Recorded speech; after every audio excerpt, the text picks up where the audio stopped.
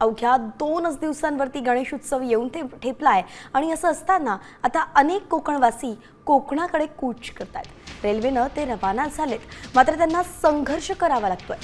सकाळची गाडी पकडण्यासाठी आपण बघतोय की रात्री येऊन ते रांगेत कुटुंबासोबत थांबतायत।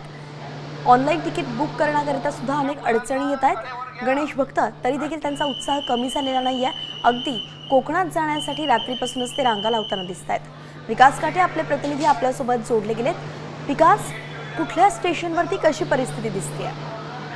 कोकणवासी खास करून ठाणा आणि दिवा या ठिकाणावरनं कोकणात जात असतात। यंदा देखील गणेशोत्सव आहे। ठाण्यामध्ये काल देखील असं चित्र होतं, आजही असं चित्र होतं की 24 तास अगोदर या ठिकाणी येऊन त्यांना रांगा लावाव्या लागतात।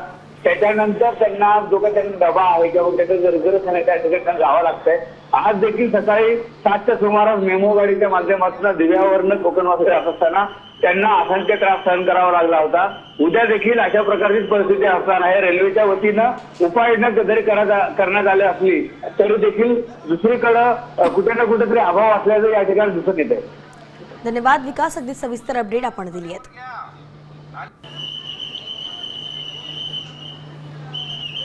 आता isakal.com आहे देशातील नंबर 1 ची मराठी न्यूज वेबसाईट।